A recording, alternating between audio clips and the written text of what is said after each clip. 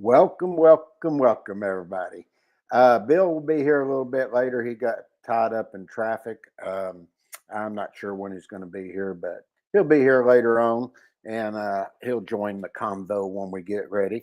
I'm your host, James Stalkup, as Bill and DCD boys. I say King James. I think it's funny, but I hope everybody had a good week. I know we were going to do some football podcast on Monday. That didn't happen. We we had another death in the family, so I don't know what's going on this year. That makes four this year that we've gone to. So and then we got another family member that isn't doing good. So just I don't know. 2025 hadn't been that good, but anyway, I was there all day today, and matter of fact, I'll have to after this over. I have to leave and go pick Dad up. He's with some family.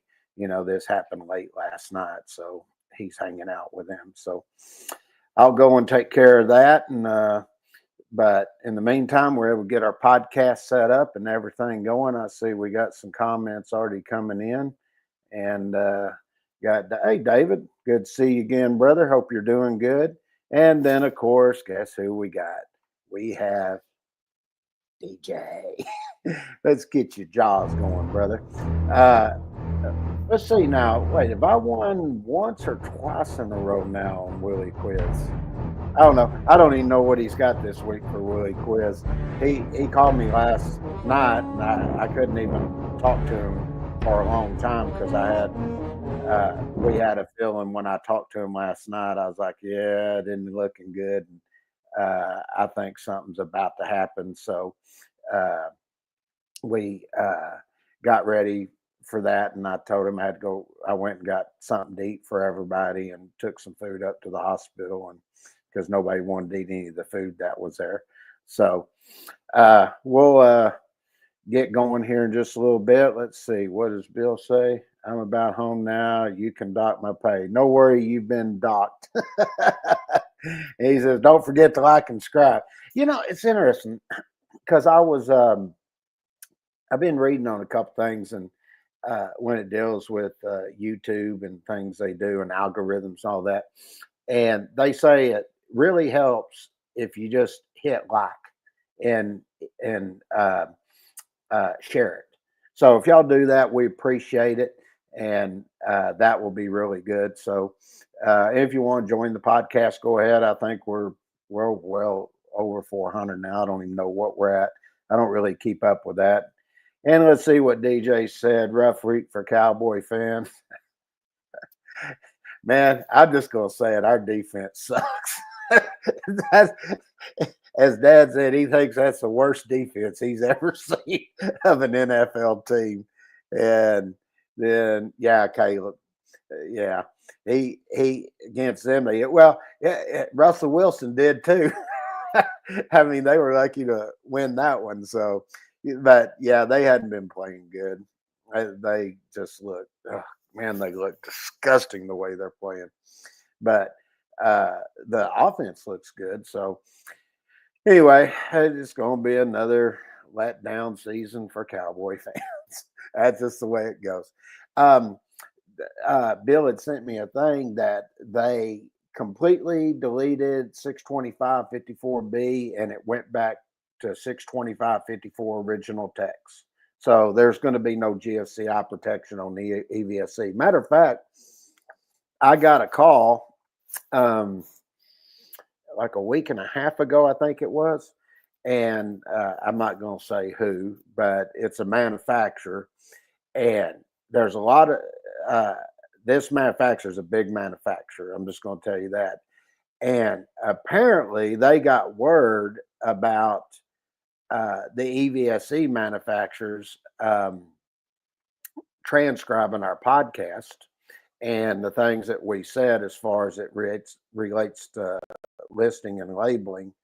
And now they're wanting to look, putting it in the listing and labeling.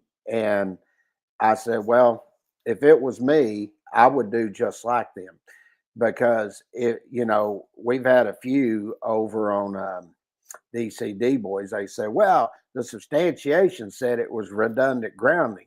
No, no, no. It or redundant GFCI.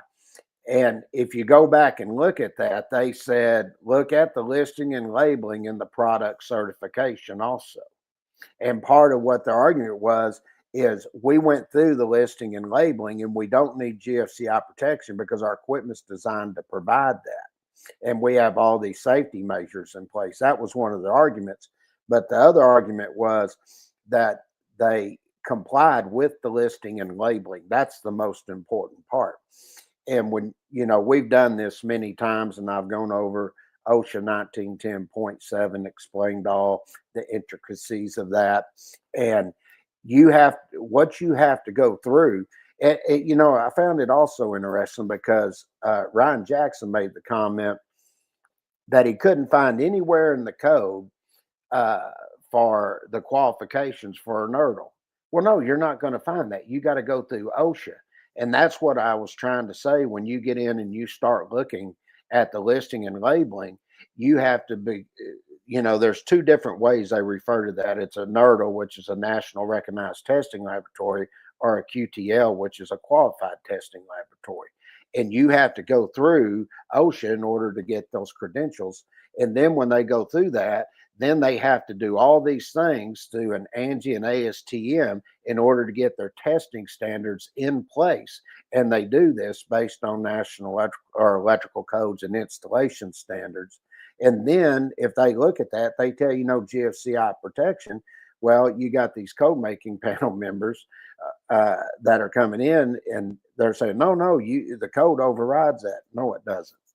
And I think you're going to start seeing a lot of manufacturers, they're going to start requiring this GFCI protection. And then they're going to go before the Standards Council. And I think there's going to be a fight that takes place. So anyway, I got a call on that. And I was talking to the guy and I said, well, I would look at it, go through the listing and labeling and basically prove your point. And in other words, you haven't had any accidents. There's no technical merit out there to require GFCI protection on this equipment. Go in and fight it. And I think you go in with a fight on it, I think you're going to see just what happened with the EVSE manufacturers is going to happen with these other manufacturers too. So, all right, with that done and out of the way, let's go ahead and let's get into the meanwhile. Let's see, we got a couple of things here. Let's see.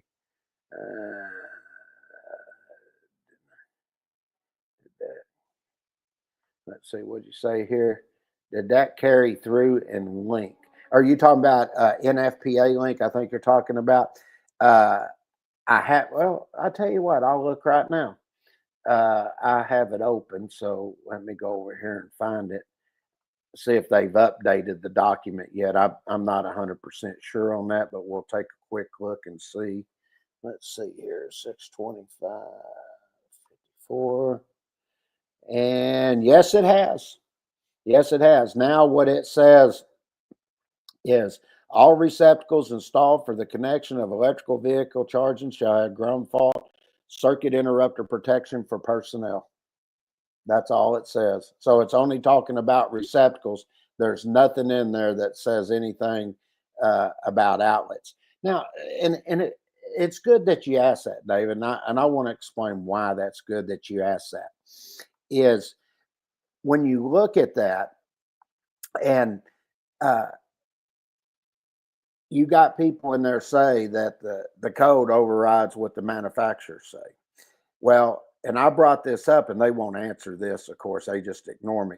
But I said, if the code overrides it like you're saying, then it doesn't really matter what the Standards Council said because 210.8F overrides that because you're saying that's an outlet anyway. And I said it never was an outlet. I said it's nothing but a termination. So now there's a discrepancy between it. So I think what's going to happen is this is going to go before the Standards Council for all these different pieces of equipment. And, when it happened, just take AC units for an example. When that first come out, I brought up the point. I said, well, they just gave the new standard.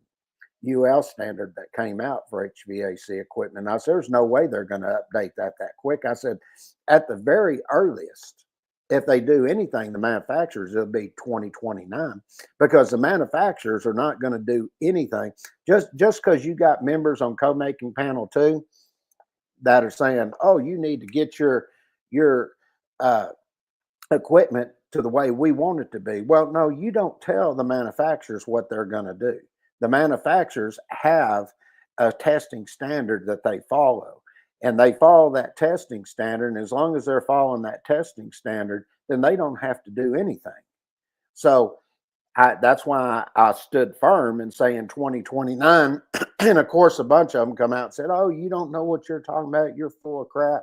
You don't know the code making process, blah, blah, blah. Well, guess what? It's going to be at least 2029. And I still think the manufacturers are not going to do it. I think they're looking at ways that they don't have to design their equipment, put GFCI protection, because when 210.8F was put in, then they put the exceptions in and everything for the AC equipment. What ended up happening at that point was they did not provide the technical merit to do what they did. So now we're going to look at this, and I think the manufacturers are going to say, no, you don't even have the technical merit to require the GFCI protection, and we've got this on our side. So now what will happen is they're going to have to go in and prove this technical merit, why they need that GFCI protection. Just like what happened with the EVSE, they said that the code making panel didn't have the technical merit, but guess who did? The EVSE people. So I think that's what's going to end up happening. And let's see what else we got here. I think it is, I can see the 2026. Okay. And then it's for the output equipment, not for the input.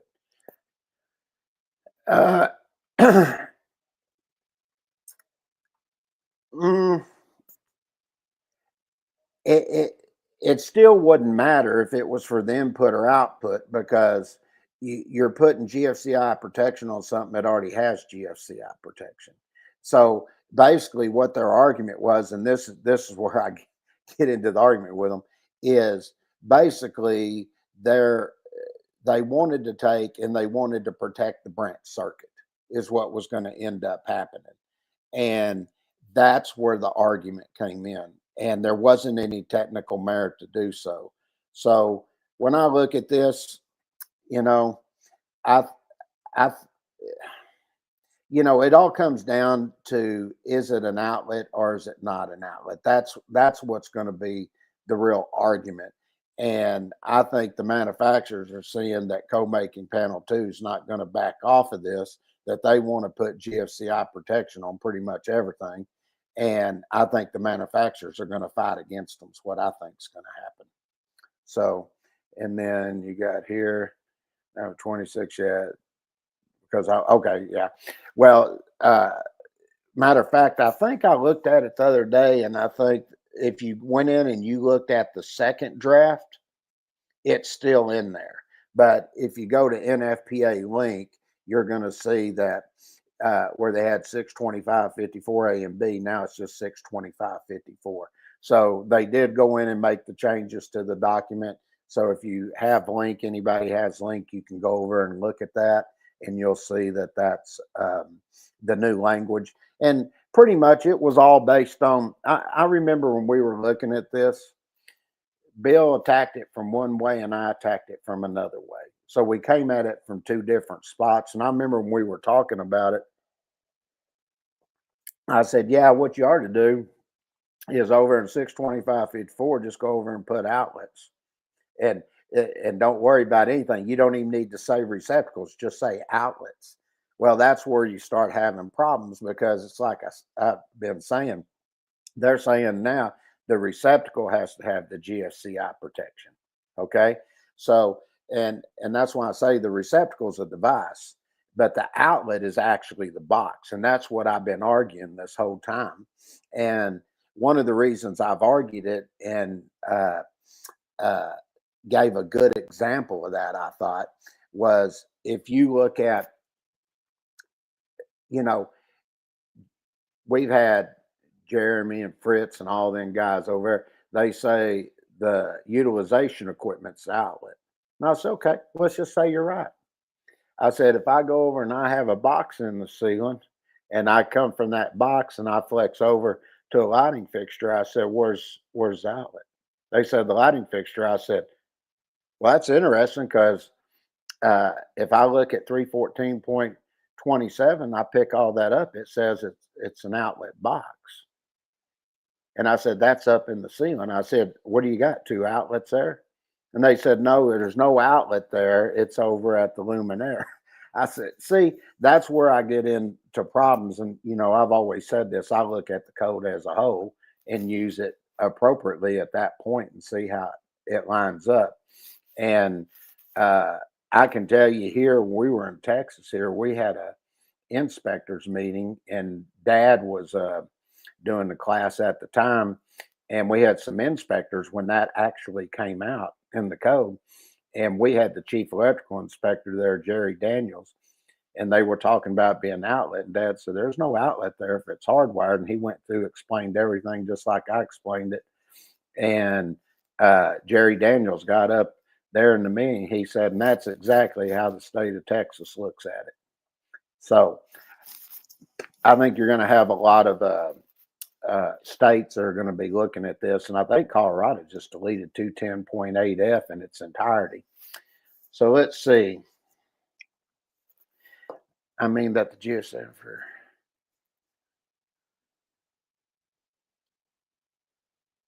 yes, I don't disagree with that at all.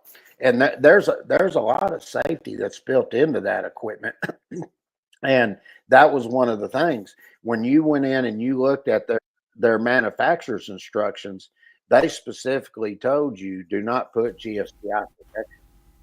So, oh, we were having a good time and you have to show up.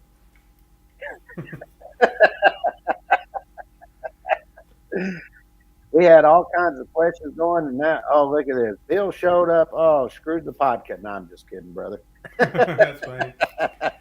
Yeah, they actually had me go to Colorado Springs today, and we had to set up some lighting for one of these cell towers, and so we kind of got done a little late. And then, man, that traffic's bad coming back from there. It was like an hour and 45 minutes just to get back to Denver. That's all right. We're going over a couple of things here and talking about some of the stuff that's there and things to look at and all that.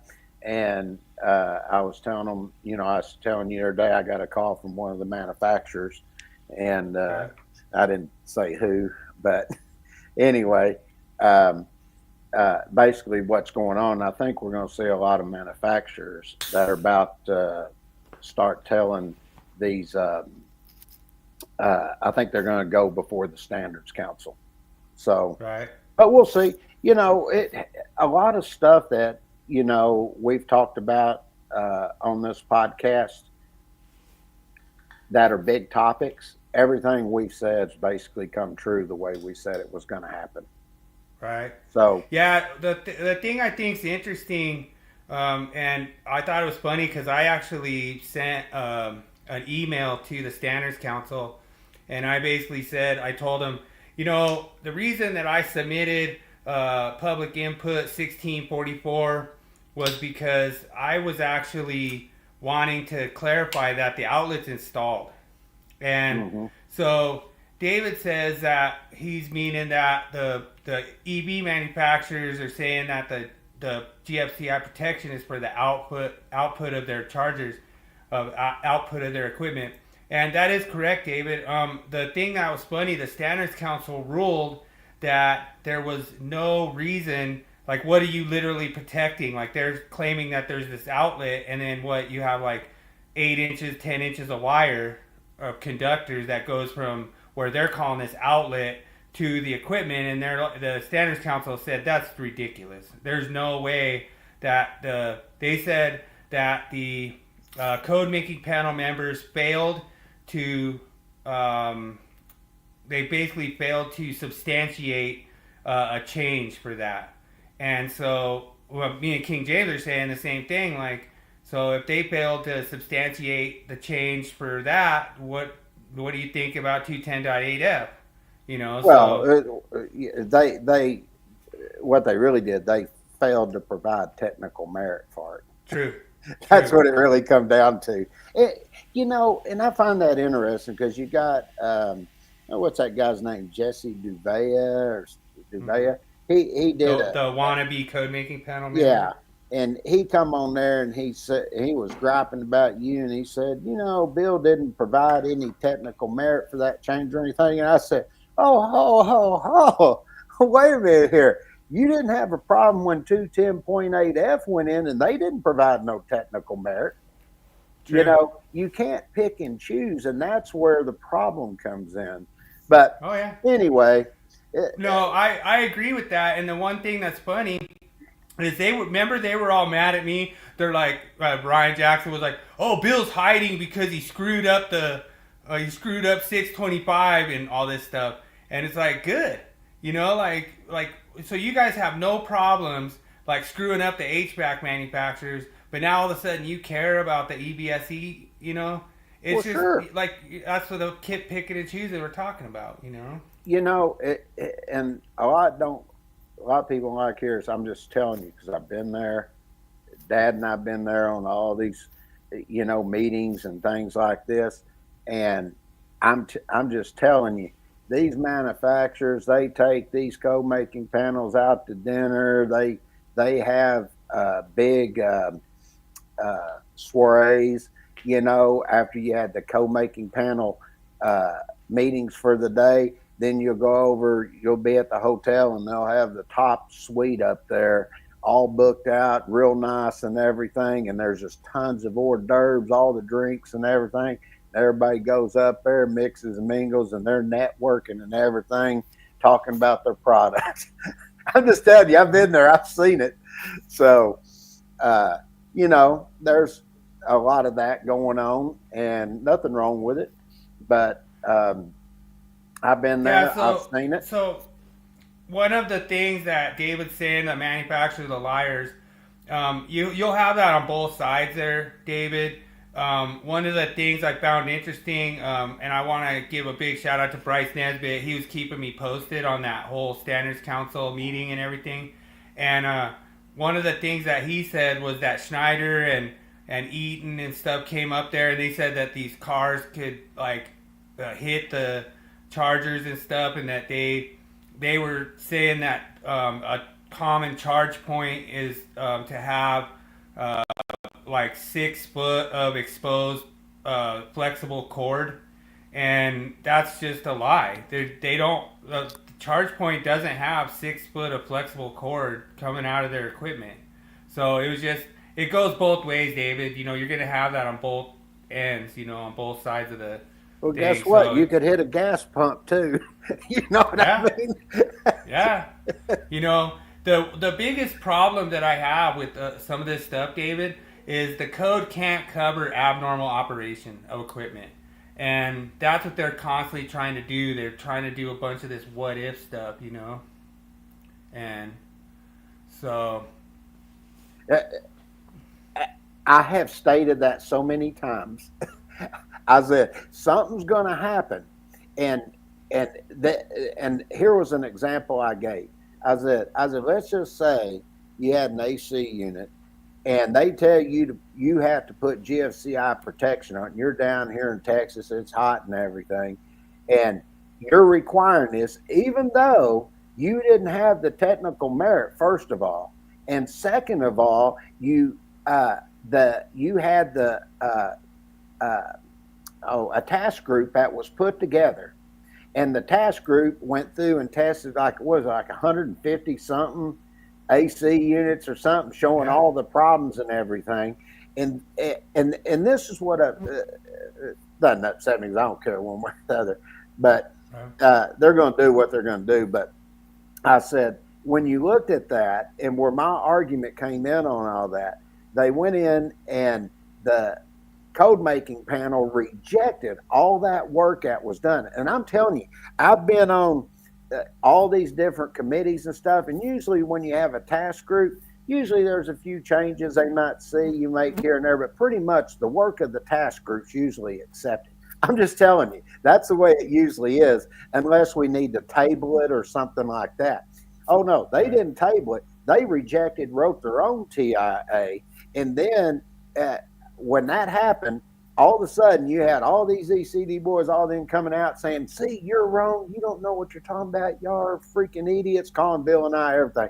And Bill, I said, we'll see. I said, because it goes to Standards Council. I said, they don't have the technical merit to do what they're doing. I said, that's not going to hold. And so if something like that happened, and now you've got 110.3B, they're saying the code overrides, supersedes the listing and labeling. And that's what they're trying to tell you now. Well, let's just look at it this way. You got the AC unit out there, and they're telling you have to put GFCI protection on it, and it's not rated for that, and that breaker trips, and you have an old person in there, and they die because of heat. They didn't know what to do because they're old. And then the next thing that's going to happen, you got the family's going to go sue. Well, I can tell you, because I've done many, I mean, I'm not exaggerating any of this. I probably have done 50, 60 lawsuits as a special expert, and Dad's done more than that. And when you go into a lawsuit, I'm telling you, they go for the people that have money. Okay, so first thing that's going to happen, they're going to go to the manufacturer, and you know what the manufacturer is going to say? Oh, right here in our documentation, we tell you not to put GFCI protection on it. Then all of a sudden, what happens? They wash their hands of that. Okay, right. So you get their hands washed. They say our equipment would have performed perfectly fine. They put GFCI. Well, who told them to put GFCI protection? Next thing you're going to go for the city, and the city's going to say we're just following the code, and the code told us to do it. Well, then they're going to say, well, who writes the code? And I'm telling you, attorneys, that's how they're going to go about it. It's going to be a step process, and they're going to go in and they're going to look at that. And if you got a good expert on there, and he says, oh, well, the code making panel is on there. They said that the National Electrical Code overrides whatever the listing and labeling says. They're basically saying we know better than what the equipment manufacturers know. That's what the attorney's going to be asking. He's going to say, so do you think you know more than all these people that put these standards together for all the testing and stuff to determine how that equipment's going to be installed? This is how it works. They're going to ask the people on there, and they'll probably bring on code-making panel members too. I'm just telling you, they'll bring everybody they need to, and they'll say, did you do any testing or anything that verified that I need to put GFCI protection on it? They go, no, I didn't do that. Well, then why did you put that in there? Yeah. I'm just telling you. And then somebody is going to be responsible. And that's just the way lawsuits work. And I've been in a lot of different lawsuits like that. And we break it down. And after it gets broke down, you know, I've seen many times where I've been hired by manufacturers of equipment. They did something other than what it said. And we went into court with the listing and labeling, pulled out all that. You know, a lot of people say, oh, he knows a lot about OSHA. Yeah, I know a lot about OSHA. Here we have our legal expert coming into the chat. Knows everything, you know. I'm just telling you. See, when you go before court, they're not going to ask that. The other side will say, why doesn't it work on there? They're going to say, it didn't need to. The reason it didn't, because there was no technical merit that said we need to put GFCI protection on it. That's the way it goes. I'm just telling you. And Jeremy is always the one that's saying that this is a worldwide standard and everything like that, and they haven't had any issues worldwide. They're not even under the NEC in Australia or in UK and all these different places. I mean, they have an explosion of EBSE in Denmark, and they don't have all these injuries happening over there, and they're on 30 milliamp over there. So how can you explain that, Jeremy? Where's this technical merit? I'm going to explain something. He goes, it doesn't apply to residential, he tells me. Yes, it does. I'm telling you, there's two it doesn't apply to. It doesn't apply to the homeowners. OSHA doesn't, and it doesn't Okay. apply to somebody's sole proprietorship. But you can have somebody that's sole proprietorship, but if he has one employee, then he falls under OSHA. So if he goes out there and he's working on something in that house and they don't de-energize it, and they decide to bring OSHA involved, OSHA could go out there if they want to. They usually don't get involved in that, but they could if they wanted to. Mainly, OSHA deals with big commercial and industrial, but it deals with employee safety workplace, and that include, and they tell you at the front of that who they apply to. So if you're a sole proprietor and you have one employee, Show the applies. screenshots of that, Jeremy. I thought you're the one that says show screenshots. I never said it did. I said it applies to residential. And this is what I like to say here. He comes in and he twists the stuff around because I say it this way, then he turns it into this, because he goes and looks it up after I show it to him, and then he tries to twist, what it said. But it's okay. Right. I'm not gonna sit here and argue with him. He's just in another world. Jeremy is. I'm sorry, he just is. But yeah. So did you already do the meme? Nope, didn't do the meme. I was talking about some of the stuff that had taken place, and I think here, as we get more and more into getting up close to 2029. Yeah, David gets a little sick of people like Jeremy who just they'll just never stop, and it gets old. Well, I hate it. Basically comes out as Jeremy has an agenda. That's all it is, and it's like I've said over and over. The reason he comes over here, and he doesn't like when I say it, but he goes in and he's nothing but a simp for Ryan, Mike, and all them other guys. He never says anything to them, but when it comes to our publication, he's always got something negative to say. Well, what's so funny is we already covered that working space clearance, and then we get all these like Ryan warriors coming over there. Oh, our facility has working clearance on every dry type transformer. Well, that's good for you, but it's not required by the code. And it's so dumb because they even say, what was it, 450.13, that it's not required to be readily accessible. Well, if it's not required to be readily accessible, why in the world do you have to freaking provide workings clearance if it's not required to be readily accessible? You're saying the code is wrong. Well, and I'll encourage everybody, go watch last week's podcast. I go through and I show likelihood of occurrence. And I show this goes back to a couple of things I've stated over and over. I've been on the 70 committee since it's pretty much started. I know why we put stuff in there. And that's why I broke it down and I went through all the tables and showed every bit of that and the way that it works. And when you go in and you look at that and then you see, think of it this way. I wonder if this way. Yes, sure they are. That's all part of the listing and labeling. And they review everything. If they go in and tell you don't put GFCI protection on it, trust me, it's been reviewed. They're going to come in and tell you that. And that's part of it. And OSHA accepts that. And, all the equipment you see designed and everything, it's done by OSHA. And I want to point this out too. Dude, OSHA can cite anyone, Jeremy. They can cite anyone they want. They're the federal government. Doesn't matter if you're a homeowner. What are you going to say? They don't go after homeowners or sole proprietors. Yeah. But if something happened at a house, somebody got killed, if they want to go in and cite that contractor, they can. Yeah. I'm just telling you, they can. He's wrong. He doesn't know what he's talking about. If it's under a homeowner permit, who's liable? And I want to give another thing. Jerry says the NEC applies. These standards don't apply, by states.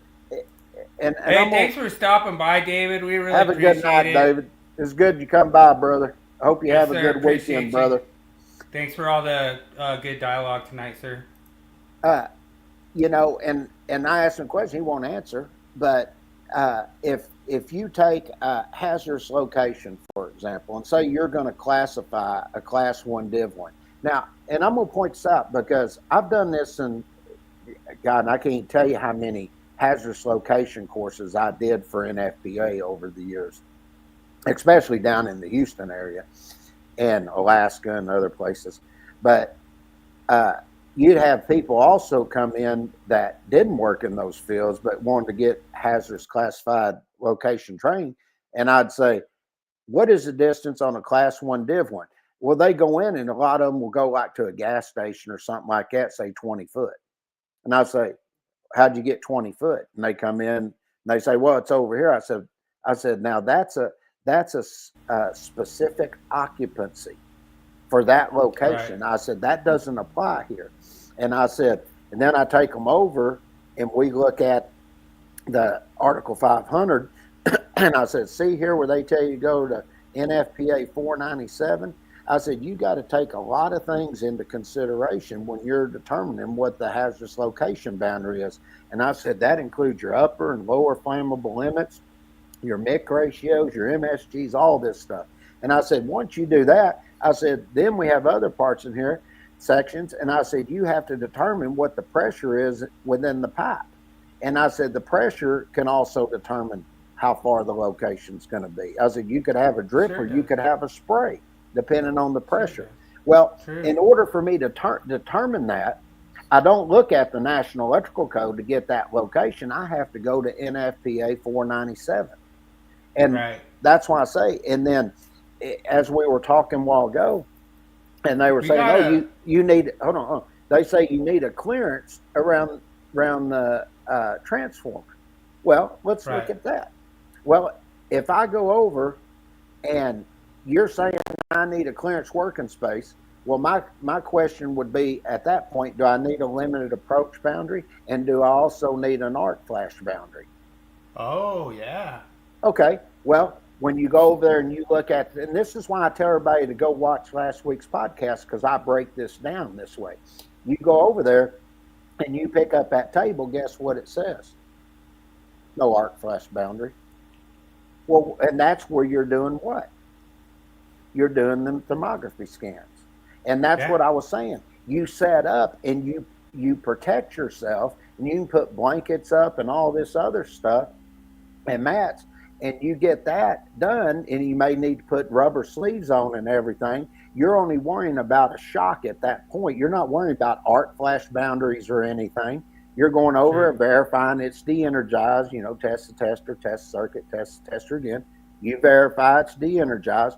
Once you've done that, move everything, get your equipment up there, ready to stand, turn it back on, do your scan. We call that you don't need a live clearance. dead. We call that the live test. Dude, we got a new guy in here. It looks like this guy's Randy. He has a question in here. So, got a question. 100 amp breaker, correct size for a 20 kW electric mobile home electric furnace. Man, mobile home has a 20 kW electric furnace, and the main is 200 amps. I guess his question is he exceeding the rating of the See if I don't have my calculator in here tonight. Damn it.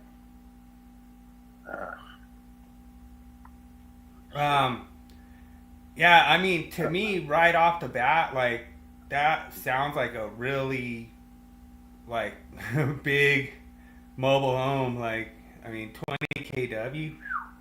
I'm assuming it's 240. So he's going to have 83 amps on that thing that it's pulling. So, and he said he had he has a 100 amp main, 83.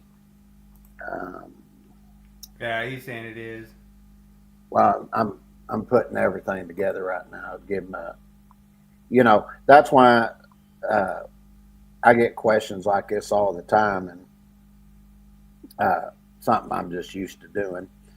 But when you go over and you're looking at this. He's at 75 degrees C. I'm assuming there. So But he's saying the main is 200. well, I don't care about that. I'm more concerned with that. So if he's got 83 amps, he should be taking what I think a number 4 is good for 85 amps. I'm not mistaken. So what I would suggest going over at, he would have a number 4 going over to that, and with a 90 amp breaker on there. Is 90 amp a standard size in 240.6? Well, because he's wondering if the 100 amp is the correct size. Oh, is that what he's asked? I thought he was trying to determine the size of it. It's what I thought he was doing. Like if you're at 125%, you might be able to go up that high. Well, you go over and you look at those. I think, if I'm not mistaken, I think there's a 90 amp as a standard size. Right. So I tell you. But can he use 100? Can he go up that high? No, he needs to put a 90 on it because his wire is going to be rated at 85 amps. So it's the next standard size. Yeah, because if you go over and what was his name again?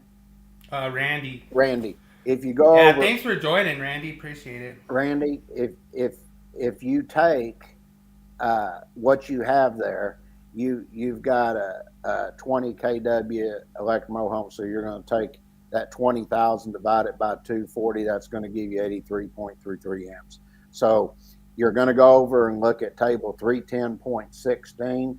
Number 4 is going to be good for 85 amps. Now, in order to get the sizing, you would take and go over and look at table 240.68. But the thing I want to point out here is you also want to go up to the next standard size, and that's where you go look at 240.4B.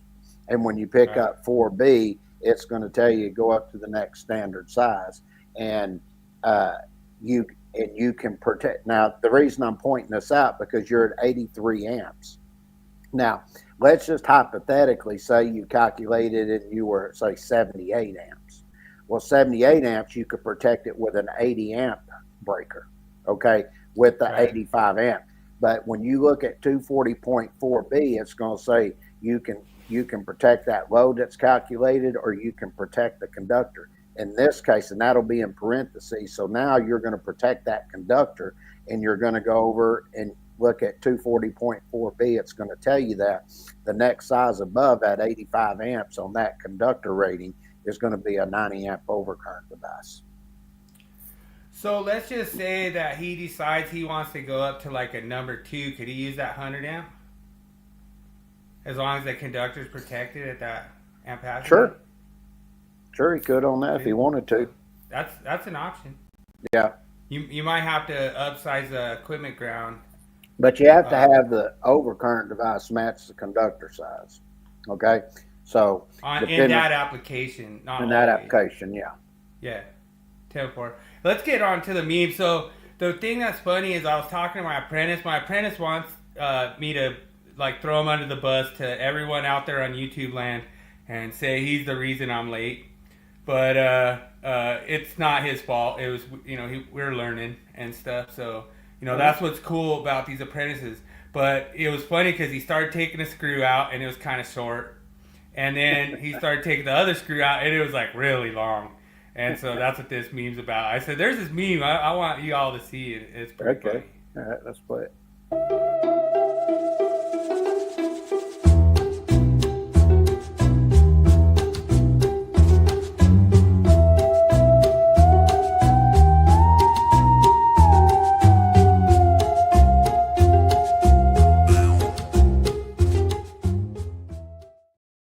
So I just wanted him to see that meme that I was talking about, because he's like, man, this screw's like really long. And I was like, they should have just wrote a note that you need to go get a drill, So that's funny. That's pretty funny.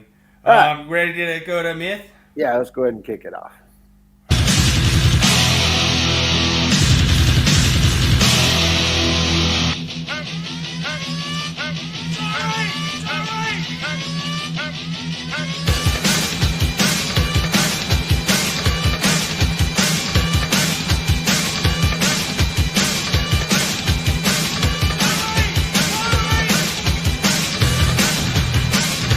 It's time for Myth of the Week. All right, appreciate everyone joining every week. Thanks so much for being patient tonight. I was running a little late, but this is a myth that is commonly talked about. Are you not permitted to have a rigid wiring method go to these dry type transformers? This is actually in a control building in like gas and oil, so a lot of this whole entire thing showed up like pre-assembled like this. This was already built and showed up, and there's all these wireways that are going to these dry type transformers. You notice there's like no isolation pads on the strut. This was really funny when I saw this. This was like a gold mine because they act like this thing will just vibrate the whole building and it'll just blow up, because you didn't isolate the transformer enclosure. And you have a rigid wiring method that's going to these dry type transformers. This is 100% code compliant. And what's interesting too on this is you'll notice they have the primary and the secondary in the same wireway. That's another thing that's probably going to come up as a myth, that you can't cross over like that. Well, yeah, sure you can. You have both voltages in the same wireway. So that's an interesting thing. And, the other thing that was really cool about this is they were actually loading these transformers pretty heavy. Like, I was actually surprised, like, when I started looking at these panel schedules that they had on these panels. Like, I want to say that these were like 75 kVAs, and it might have been 45 kVAs. I don't remember exactly, but they're pretty decent sized transformers, and those are like 200 amp panels, and they were pretty much packed. They had a lot of stuff in them. I remember one didn't even have one spare breaker. So that's kind of cool when you see these like loaded up like that. And, to me, it's pretty much a no-brainer that basically the transformer actually sits on, it's actually isolated inside. The transformer coils are isolated inside the transformer enclosure. So they have like shipping bolts. I would imagine that these guys didn't even release the shipping bolts in those. I would bet that whoever manufactured this building didn't know that you're supposed to release that pressure off that shipping bolt. And I would bet that we were probably, as the install contractor for this building, probably obligated to go in there and just double check that they released the shipping bolts on those transformers and that they were isolated. But what's really funny about this is, there's literally no such thing as a three-phase transformer. All those transformers are three single-phase transformers tapped together. So, in all actuality, people just get surprised, like a lot of these myths. And so the more that I find out, like the other day, you would crack up on this, James. So we were doing something, putting some parts away, and I had a plastic bushing, and I asked, I think he's like a second or third year apprentice, and I was all, hey, when are these plastic bushings required? He's like, 3/4 conduits, 3/4 larger, right? And I'm like, what? And it was funny because I was like, where did you get that? How did you learn that? Like, it's just one of these myths that get perpetuated, they get pushed around. Then I asked one of the other apprentices, he's like, 3/4 larger, right? And I'm like, what? I was like, this is everywhere, And I mean, I don't know when that myth started. That had to have been like 100 years ago, because I tested under the 99 code, and I don't remember, I think it's always been number 4 larger. So maybe that's something that we could go into in the future as a myth and kind of look at that and see when that, maybe there was a time when it was 3/4 larger, and back when you were taking your test, Mm-hmm. So I don't know if you remember that or not, but I remember that. yeah, see, it was even before your time. So just stuff like that. But that's kind of this is pretty much a no-brainer. This myth is 100% busted. You are permitted to run rigid wiring method to dry type transformers, and you could tell that those transformers, they don't need working clearance. You could put a shelf above there, and you could verify that those are de-energized from those panel enclosures. Now those panel The panel boards would require working clearance because you're Yeah. going to be verifying that those dry type transformers are in electrically safe work condition. When there's So- other exposed parts there. Yeah, So, exactly. and, So, and that brings up, I just did a quick one, just okay. uses permitted here, and you can go through, you can read all this. There's not much to read. I'm sure somebody probably come in and made comments about vibrations and stuff, and talking about the flexible installation, and this is where they get in and talking about minimize the transmission of vibrations from equipment. That, Right. you know, uh, I guess it would depend on the type of installation where that might be feasible, but Right. there's nothing in the code that says you have to take and you have to use a flexible wiring method. You can go straight to it with rigid, and you can go in and look at your liquid tied here, the same type of stuff with the flexible installation, and then there's your uses permitted uh, for your rigid, and you can go through all that. But it's the same thing. You can just look at it and you'll see there's nothing in there that says you can't. So there would be a condition that I doubt even exists, but it would be if the manufacturer said that a flexible wiring connection was required. Now, I do know that when we went through this previously, they were saying, "Whoa, I just went and looked at whatever. I don't know what transformer brands are out there, but I just went and looked at Westinghouse's dry type transformers, and they say flexible connections recommended Yeah, for reduction of recommended. noise." Yeah, so recommended doesn't drive 110.3b. So That's right. And the only time I've seen where they've required it, that was from the manufacturers. I'm sorry, the engineering specs, and they wanted it that way. That's the only time I've seen it, and they told them that's the way we want it installed. 10-4. And So- that would actually override anything in the NEC. So we try to do the myth of the week just based on the NEC, and we try not to go into the weeds on the building specs, what does Chris Boland's structure, what does Chris Boland's facility do? That's not the National Electric Code. You can misinterpret the code all you want. We're fine with that, but you Yeah. can't just sit there and go, "Oh, well, we do this at our facility, and you're wrong." It's like, no, No, you're that's the one not wrong. It just, that's what y'all do, and that's fine.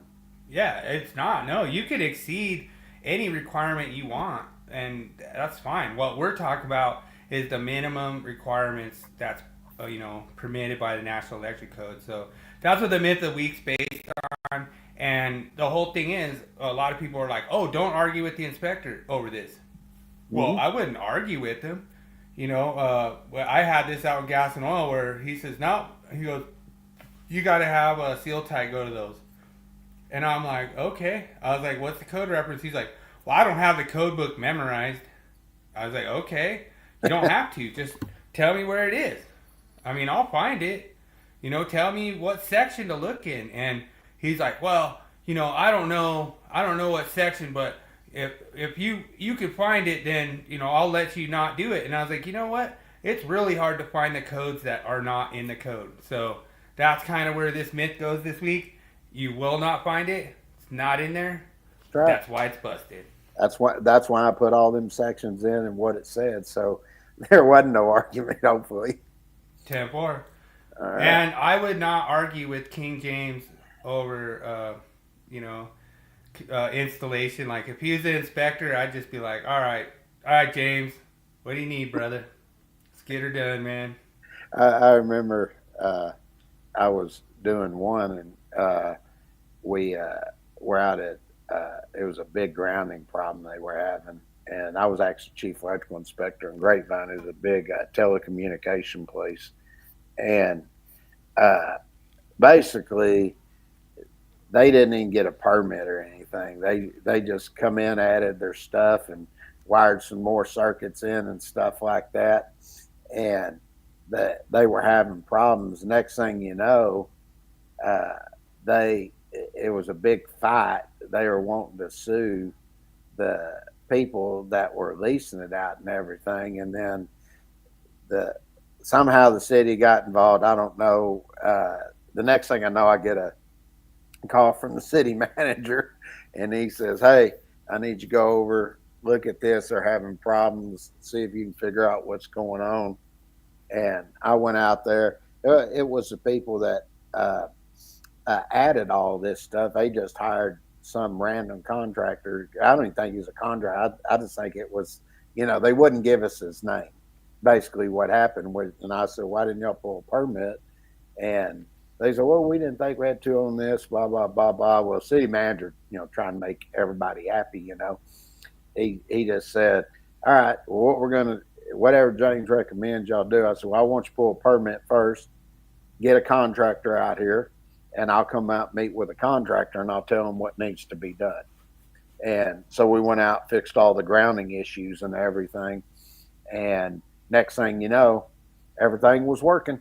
And city manager called. He goes, "Everybody's happy except for the telecommunication because they had to spend all that money to fix it." I was like, "Well, they were spending more money because stuff was blowing up." It was like blowing boards. Stupid. So, yeah, I don't understand that. I've seen times before in like industrial where they just like butchered in a bunch of rigid, and I just was like, what? Like to me, it's like, yeah, is it code compliant? Yeah, but I mean, you just have these things that's like 5 degrees out of level, and just I'm like, why would you install it like this? Like that's horrible, man. I'll tell you something that was funny that happened one time. They were having we had an inspector that went out, and they had an apartment building, big apartment buildings going in, and he went out and he told them they could only put 6-meter bases in there and have 6 throws ahead, which was true. And they said all them other apartment units that you have there, you ain't gonna be able to feed them. They had I think they had 36 of them. I think the way the engineer did it, and the engineer, they called me and they wouldn't come down to the city meeting. I didn't know what the hell was going on. So I'm sitting there listening. I said, "He told you what?" I said, "Let's go out there and look at it."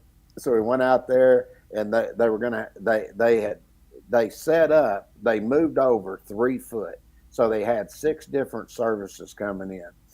And I said, because what we allowed, and a lot of them do in Texas, will allow you to go up to 6 coming in for each building. Okay. Right. Or otherwise you're going to have to do it all and go from there and feed with feeder circuits coming in. And they wanted individual. So the engineer said, "We do this over in Fort Worth, Dallas. We'll do 36 of them. And then we might come to have another building set off from there and then do more instead of taking feeders. That way we can track everything." And they got their own little service, so the utility comes out and knows who to charge. So went back to the office. I called him in there. I said, "Hey," I said, you need to look at this." I said, you're calling it wrong. And I said, "Let's go over and look at 230.40 exception 230.40 exception 2." And we went through it, and I said, "It says location." I said, you can come over. I said, "We could come over 10 foot if you want." I said, "But most jurisdictions around here go 3 foot, 3 foot, 3 foot, and they come in there and they got 36-meter bases sitting there, and then they go in and feed each panel." And he goes, "Oh, I didn't know that." I said, "I know." I said, "It's okay." I said, "You're learning something." I said, "But if you're ever going to call something like," I said, "before you do, call me, before you do it, and I'll take you through and we'll look at it. I'll come out and meet you." And from that point on, I should have never told him that. He was calling me all the time. "Can you come out here and look at this?" And I was always going out there, and where he had most of his problem is when they were getting into apartments and getting into some big commercial jobs we had. It just freaked him the hell out. Yeah. But anyway, 10-4. All thank right. you, Well, Dick. we probably better finally do your topic. Like, has it been 2 weeks since we done a topic? Yeah, let me go ahead and cue it up. All right.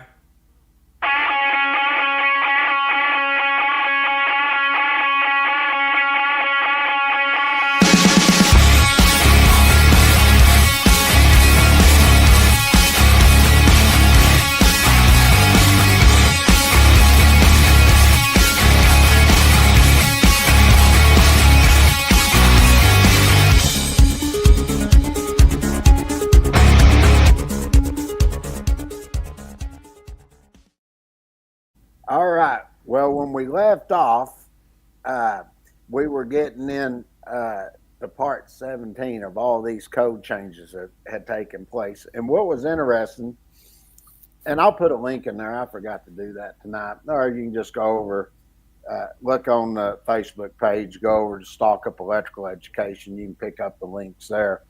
But 10-4.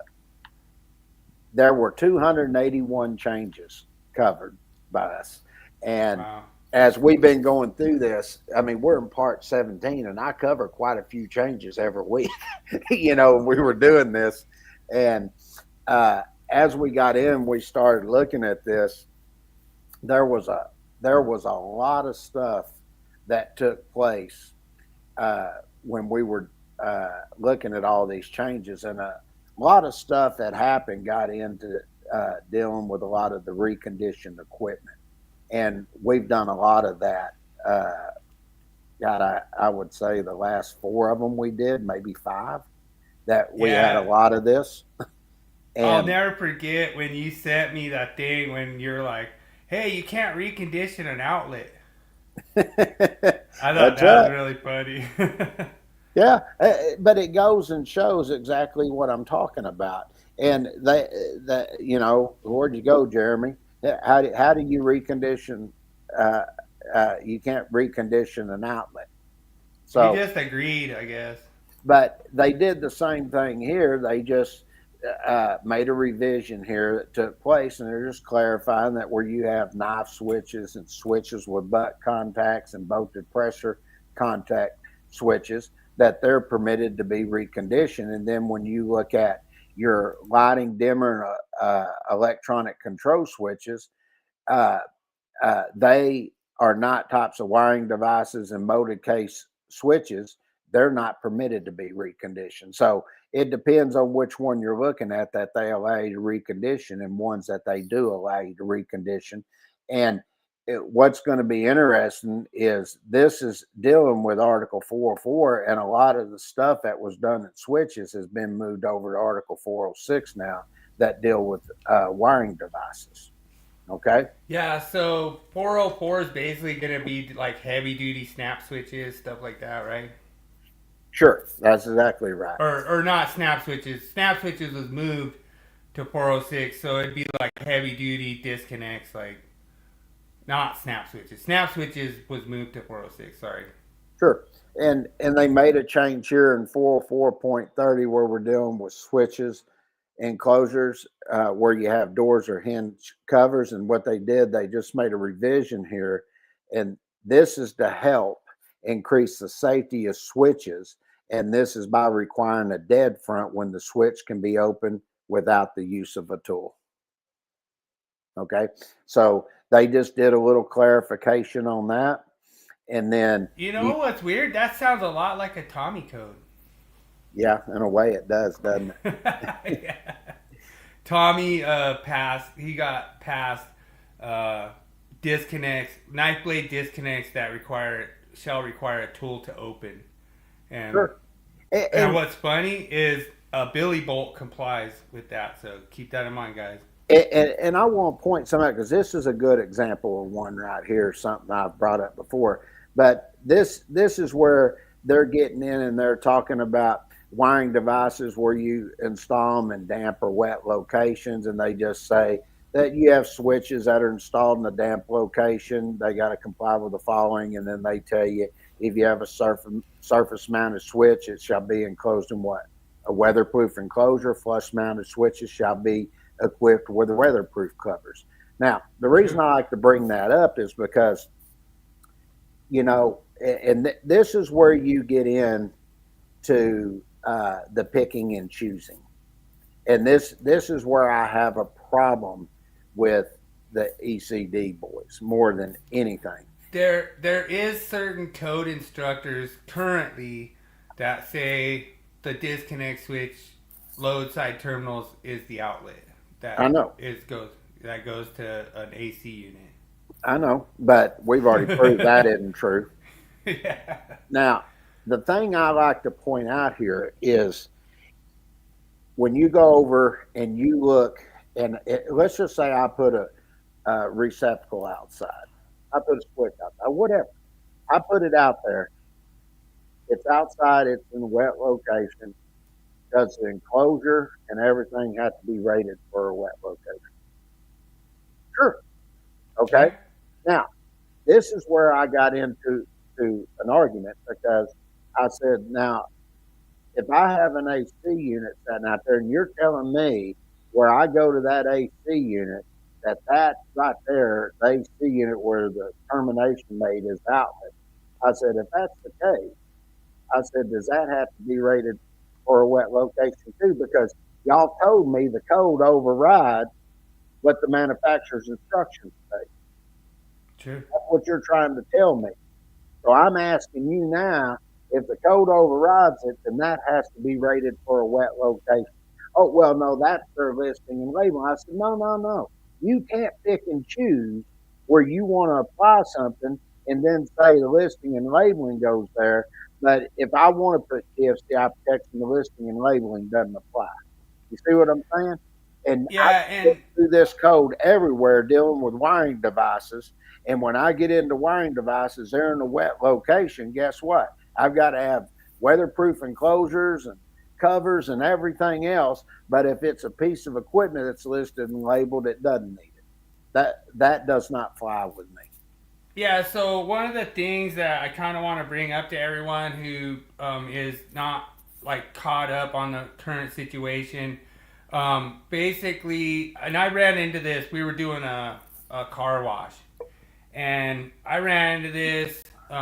There's a certain code instructor, I'm not going to mention his name, said that you had to come up into this large air handling unit with seal tight, and you had to seal tight all the way to the electrical compartment, you know? And so I was kind of like, it seems weird to me. So I actually reached out to the manufacturers, like showed them the situation and everything, and they said, nope.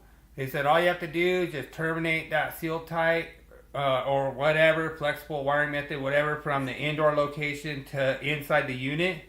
And then you could run your wire completely wild just with our wire, and you don't need to have seal tie all the way to electrical compartment, and then just put some kind of bushing so your wire doesn't get messed up. But I'm following the guidelines of the UL standard from that equipment. So they're telling me I could be wild inside there, and I could just put a bushing in their knockout that they provide at my electrical enclosure or my electrical termination where I'm going in. And I don't need to have that and seal tight or anything. Once I terminate inside that, unit enclosure, then I'm in a dry location. And they make that determination, so the inspector can't even fail me. The inspector can make sure that I have whatever connection to that unit that's listed and compliant. After that, it's not out it's out of his jurisdiction. Sure. And you'll see you got the same thing here with the switches for wet locations, pretty much identical language here, so I don't have to go over that. And then you get into your wiring devices, and they're telling you here, you got wiring devices in the bathtub or shower spaces. They tell you what, you cannot install switches in any area within the tub or shower space unless it's what? Installed as part of a listed tub or shower assembly. Right. Oh, wait a minute. You mean I can put something that's a part of an assembly? Well, sure you can, because they've already tested it and everything. They know exactly that it's not going to be exposed. They've got it buttoned up. You're not going to have any electrical shock in there. And That's why they had to come in and put this. But if you actually read what they've told you, you'd have to have GFC, or you couldn't install it in there at all. So that's why I like showing these things, because some of this is getting clarified. And another thing they did here, and I think this is pretty good, because this is just getting into talking about the wiring device terminations, and you comply with it.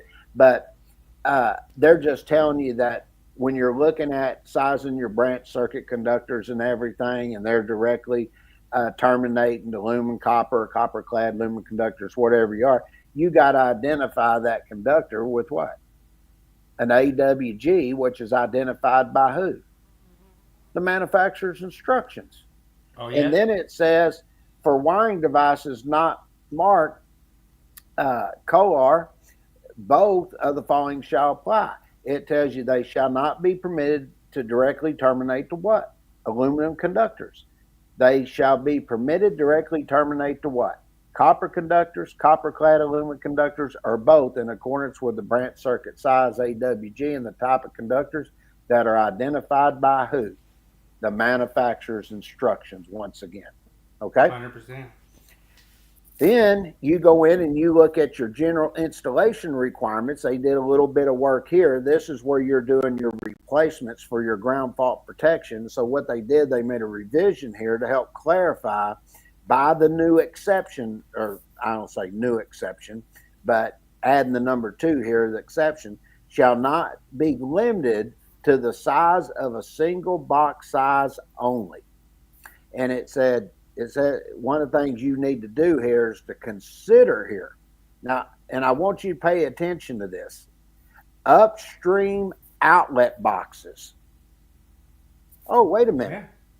I didn't think there was such a thing as outlet boxes. Yeah. Okay, well, they're telling you here, you should consider upstream outlet boxes to accommodate the installation of what? A GFCI receptacle to provide downstream protection. True. Now, folks, I don't know what to tell you other than that. That's telling you there, the box is what? The outlet. The outlet. Yep. Okay? So, and then that's they give upstream, and then the other outlets would be the downstream. That's right. Or else you got another option where you can provide GFCI protection using what? A GFCI type circuit breaker. Okay? True. And what's funny is if you look at 210.8D, it says you can protect the branch circuit or you can protect the outlet. They give you choices because they didn't want to delete branch circuit from that because they said it would be confusing. Sure. Now this one, these are new sections, but the only reason we put these in here is to get people familiar with this. You got a new 406.32, 34, and 36. These come from Article 404, and these are the old sections here. Used to be 404.3, 5, and 7 in the 2023 code.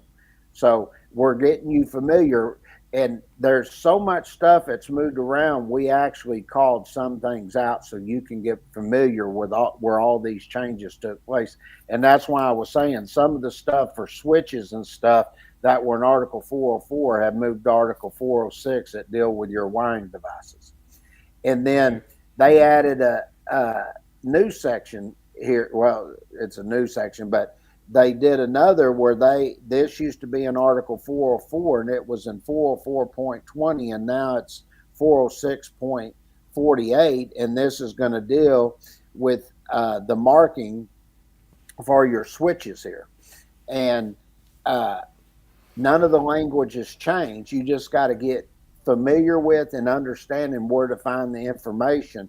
So if you're looking for something that's in switches and you can't find it in Article 404, like you were used to obtaining that information, remember, you're probably going to find the information now in Article 406. True. Okay? And then they just made another one here. They just made a revision. This is dealing with reconditioned equipment. And this revision was helped clarify that where you have switchboards, switchgear, sections of switchboards, and sections of switchgear is permitted to be reconditioned. Okay. But if it's panel boards are not permitted to be reconditioned. Okay. Right. So you need to look in here and get the requirements here, what's permitted to be reconditioned and what's not permitted to be reconditioned. Now, And what we need though is we need everyone to write down in their code book right next to the definition of outlet that outlets cannot be reconditioned. sure. Now, this is interesting because this one here is going to tie back in where I'm looking at. Well, you look at a few, but you got 110.16, 110.21, and 110.24. Okay, but the main Right. one is going to be 110.24.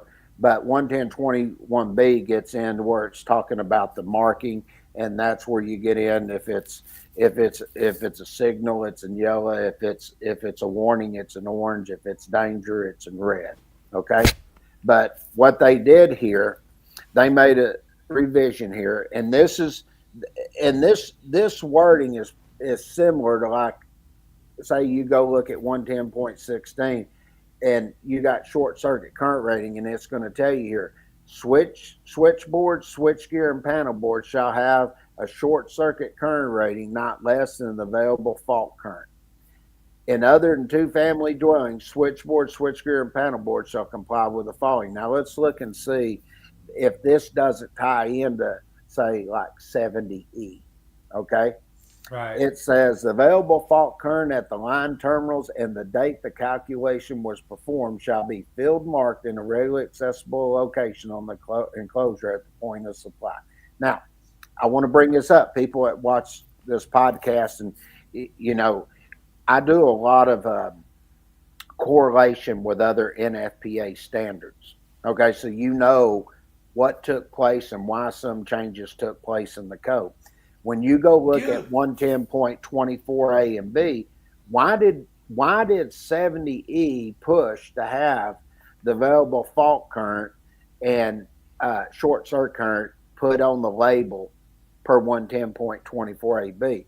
Well, the reason is because if you go over and look at 70E and you look at table 130.7C15, A, B, C, all of that there, that's where you're going to pick up your tables and everything.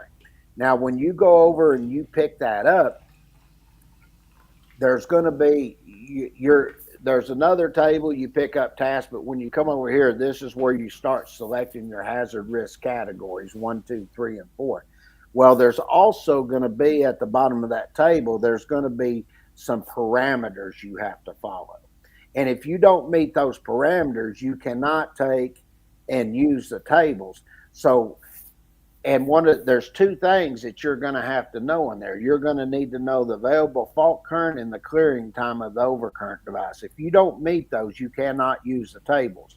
Now, if that's the case, then you got to go to Annex D. And when you go to Annex D, you're going to do the calculation, and there's two pieces of information you need to know there. You need to know the available fault current, and you need to know the clearing time. The only difference in the calculation is you need to know the working distance, and usually that's typical 18 inches, which is the length of your arm. They sort of go with 18 inches. Okay. Nice.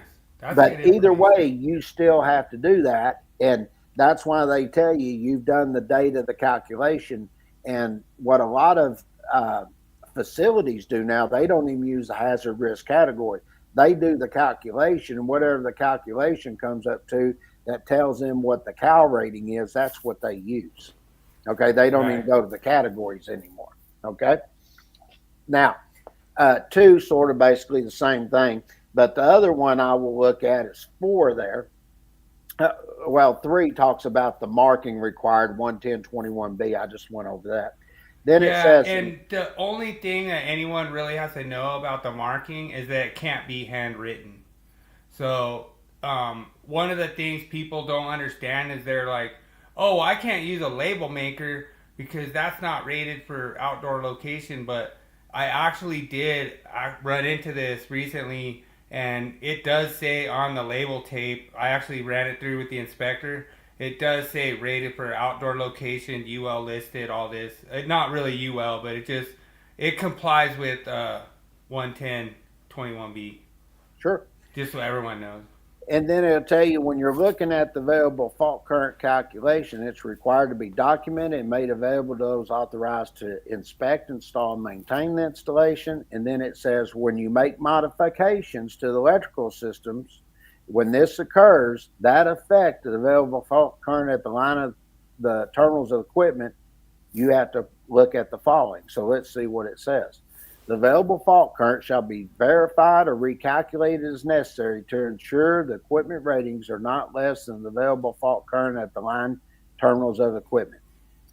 Jeremy, I hope you're still watching. I'm about to teach you something new again. I don't think so, man. I think he listened to David Engelhardt and he's told him get the fuck out of here. Yeah. But when you look at this, what I would ask, how often do you think you should do that? That's a good question. How often do you think? Because I can go back, look over there. It's not telling me. The only thing it's telling me is where I'm coming in and I'm making modifications. Is that correct? Yes, sir. So nobody's disagreeing with what the code says. And this is why I tell people it's very important that you understand the other sections that are out there, or not the other sections, but the other standards that are out there, because there might be something that you have to do a little bit different. And if you don't know all this other stuff, you're going to be lost. You're not going to know what you're doing, what's required out of you, what you need to do in order to provide this protection. Now, once you get into that, if I looked over and I pick up 130.5H. Now, when I go over and pick up 5H, that's where it's going to get in. It's going to talk about the equipment labeling. And you go in there and you're going to see it's going to say sort of the same thing. Electrical equipment such as what? Switchboards, panel boards, industrial control panels, meter circuit enclosures, motor control centers, blah, blah, blah. It goes through all that. And then it'll give you all this stuff, and they'll tell you, you can take and put the available incident energy there in the corresponding work distance. You can come in and you can put the categories in, whatever you want to do. You have to do at least one of the following. All this stuff is going to be in there. Okay. So now. Yeah. And just so everyone's on the same page, sorry to interrupt you, sir. No worries. Just so everyone's on the same page, what King James is doing is he's going back and forth referencing the National Electric Code and referencing 70E. So I know a lot of times when some of these instructors go in and they start referencing 70E, it's confusing because you're like, well, I just went and looked in my 2026 or whatever and I don't see 130, but that's a reference to 70E. So just keep in mind, he's going back and forth from these references from 70E and relating them to NFPA 70. And they all work in, in a triangle, between 70, 70E, and 70B. Mm-hmm. So now, just keep that in mind. There's a bunch of different standards in there, and don't get confused on that. So if I tell you when you're looking at this and you have updates and changes that occur in the electrical distribution system, this can affect the results of the analysis, okay? But True. That goes without saying. But if you go look at 70E, guess what it tells you? And this is why I like to bring these things up and give y'all a full perspective of why you have to know these other NFPA standards, because it's going to tell you there, it's going to tell you when that instant energy analysis that you've done, they tell you need to review that for accuracy at intervals that do not exceed 5 years. Now, okay. The reason I'm telling you that, because you're not going to see that in the National Electrical Code. No. Okay? And that's why you've got to look at all this and know what you're getting into. And when you look at this right here, this is where it gets into all of this, and you need to know how does this apply, and what am I doing back here that's going to require this? There's a reason they put this in here. Why did they put Right. it in here? Well, I'm Yeah. showing you, it's one thing they're telling you do blah, blah, blah, but I need to look at the 7E because I need to do it at 5 years anyway. Right. Okay? So there's, just to clarify so people understand, this actually, I've dealt with this before. So what happened was, like, they had a contractor like install like a switch gear, right? And they installed it and they wired up like a restaurant. Well, now all of a sudden the restaurant went out of business. They want to make it a workout studio, and they wanted to make changes to the system. Well, they hadn't made changes in like 20 years or something. So they still had all 10K rated equipment inside this place. Mm-hmm. And they just wanted to reuse all this 10K equipment, which is fine, but they moved the new switchgear to be like 40 foot away from the transformer. Mm-hmm. So now the AIC changed to 26K. So now you change it from a 10K building to a 26K building. As the electrician and the inspector and the engineer and all these different people, we have to know that. Mm-hmm. Because I'm not going to go in there and have an unintentional rapid disassembly out in the field, as Tommy D would say, because I just increased the short circuit calculation. I just increased the available fault current, and I did not upgrade any of that equipment that's already existing. Sure. That's why it's important. Sure it is. And they added a new thing here about the disconnecting means. And they just basically say that you got to have identification for the location of the disconnecting means. And that's necessary to do what? Disconnect all sources of supply that are 50 volts or more. And then they get in, talk about where you have it marked on industrial control panels. It's documented in a manner that is available to those to authorize, install, inspect, and maintain equipment. And if you have multiple sources of supply, guess what? You got to have a label on there that says multiple disconnecting means required to de-energize all sources of supply 50 volts or more. I agree with that. That's a good change. Nothing wrong with that. But that's a good change of stuff that they want you to do. Then you go in and you look at Article 410, and this is where you get into your luminaires, lamp holders, ballast, LED drivers, lamps, retrofit kits, and all that. They're just basically telling you they're not permitted to be what? Reconditioned. Okay? Yeah, dude, some of these changes are just ridiculous. I mean, to me, the reason I don't like this one is this is kind of redundant, they're going to sit there and tell you have to have a listed LED retrofit kit, but then they're going to be like, oh yeah, that listed LED retrofit kit we required, it can't be reconditioned. Well, duh. We have to go buy a new retrofit kit because that you require it in the code. I think that's kind of ridiculous. Well, they've done this all over. When you get into the low voltage lighting systems here, and they tell you, or you have a lighting system assembled from reconditioned parts, they're not permitted to be reconditioned. Okay, so yeah, just to clarify for all the listeners out there, I really appreciate it. I've had so many people message me and tell me how much they love the podcast. That's so awesome. And one of the things is I kind of clarify these things. So if you have a lighting contactor and it gets all gummed up with carbon and it chatters and stuff, you can go and replace certain components of it and stuff and put it back together, and that's not reconditioned. You're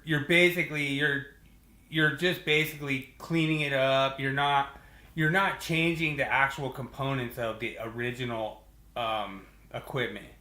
There's certain components that are permitted to be, I guess it would be refurbished. It wouldn't be reconditioned. Reconditioned means you're basically taking it through a factory process again, and then certifying it as a listed product. Like when you're like a maintenance electrician and you're going to some of these locations and you're getting a contactor to like free up, like dude, I was blown away. There was one time where a guy put in like a 240 volt coil, and it was or he put in like a 110 volt coil on like a 240 volt circuit, and it cooked it.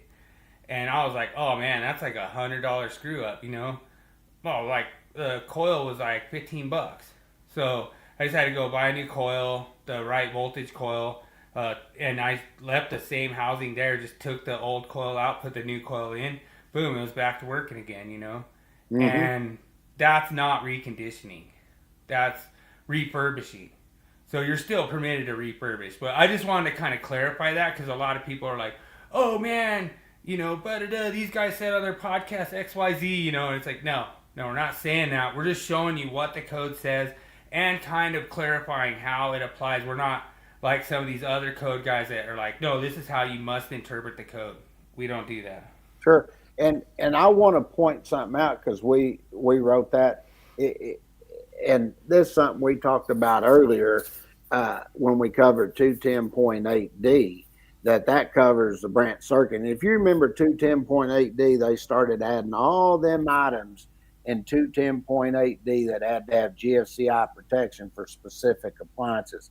And I stated that would come out. Mm-hmm. Was I right? I said, it'll come out. I said, you watch. And they told me, oh, you don't know what the hell you're talking about. I've been doing this a long time. I know dealing with this stuff, what's going to happen. Well, what was interesting about this is we put in here, and this was actually come from the statement that was dealing with Code Making Panel 17. And this statement was made. Code Making Panel 2 has purview over branch circuit requirements in 210.8D, and Code Making Panel 17 has purview over the requirements in 422.5. Now, I want to point something out here. And I ask people this. If I look at an AC unit outside of the house, is that an appliance? Yes, sir. Yeah, it's an appliance. 100%. Okay, so it's an appliance. So they had a second thing they put in, and I want you to look at this. It says, a time frame for compatibility within these product standards has not been established. So they don't even have a time frame when they're looking at this, although you got Code Making Panel 2 saying they just need to get their equipment right and do what we tell them. That's basically what's being said. And this is where the argument comes in and what I've been talking about. And everything that happened to 10.8D and them getting all that out, you know, what's his name? Dimitrovich. Oh, Tommy. Yeah, he goes, Tommy D and Neha. Yeah, he said, we come to an agreement. No, you didn't come to no agreement. They told you ain't doing it. That's basically what the agreement was. So last thing I heard so basically what happened was that it was not really resolved at the CAM meeting. So they have to go back and vote, like Code Making Panel 17 has to vote, Code Making Panel 2 has to vote. But the reason that there's a little conflict is Code Making Panel 2, they added a bunch of things to this list. And they sure did. So who really caused the problem in this whole situation was Mike Holt, because he actually submitted a public input to say that 422.5 should be the same as 250 or 208 basically 208. So he basically said that 208 and 422.5 should coincide. So they should be in concert, and that's where that statement comes from, Code Making Panel 17, where they're like, no, we're not going to be in concert with this, we don't agree with this. And the reason that they don't agree with it was because Code Making Panel 2 added a bunch of things in the 2023 cycle, I believe. James, you could correct me if I'm wrong, but I think that they added like microwave ovens and all this different stuff. And then when you did. They added electric ranges, wall-mounted ovens, counter-mounted cooking units, microwaves. They added all this stuff in there. And I want to point this out to anybody watching this podcast. They didn't have the technical merit to add that. There was no deaths or anything here from this that required GFCI protection. Yeah, and what I thought was interesting was I actually asked Tommy D about this live on his show and go, like, why did you guys do this? And they actually said they consulted the CSC data, safety data, whatever, and they said that the reason that they required it for microwave ovens was there was a lot of people that were homeowners that were working on their microwave while energized. Well, you know, maybe we should just get OSHA to go cite the homeowner for working on their microwave while energized while they're dead. You know, like, but it's just so stupid that they want to put this in there, and it's just so ridiculous. But, you know, to me, and we talked about this at length in other podcasts where I'm like, if my microwave, if something's wrong with it, I either take it to a repairman or I throw it in the trash and I buy a new one. Microwaves are not that expensive, but it doesn't justify being on GFCI. I mean, what are you going to do? You're inside your house and say their lamp ain't working and they take it apart and it's still plugged in. You going to put GFCI protection on that too? I mean, you can't fix stupid. 100%. You know, I mean, and so that just goes to show you kind of a little insight to the thing. And then what's funny is I kind of battled with all these different things, all these different issues, and I countered a lot of their arguments when it comes to this.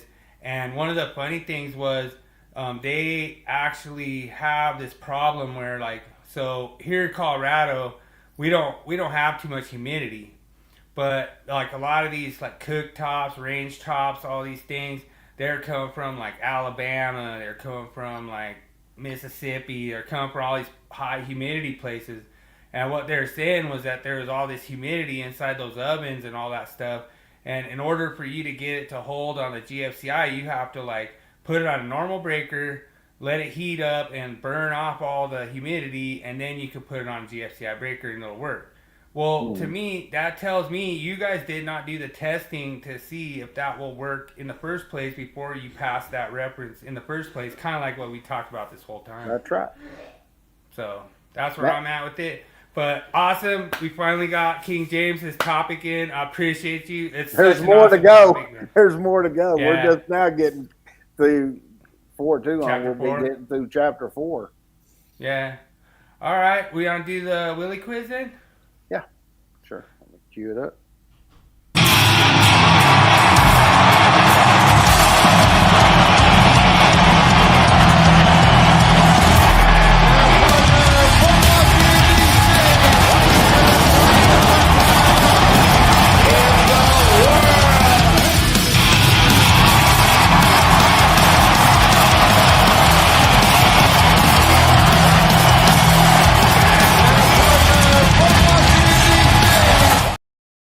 I don't think guys realize how much pulling wire just, buffs you up, but that is not an exaggerated picture of me. All right, sorry guys, I don't have sounds tonight. I didn't have time to set them up, but I'll have them next week. Question number 1, which pitcher holds the major league record for the most balks in a single game? Is it A, Steve Carlton? Is it A, or is it B, Bob Shaw? Is it C, Nolan Ryan? Is it D, Gaylord Penny? Or is it E, Bob Wickman? Good luck, everyone.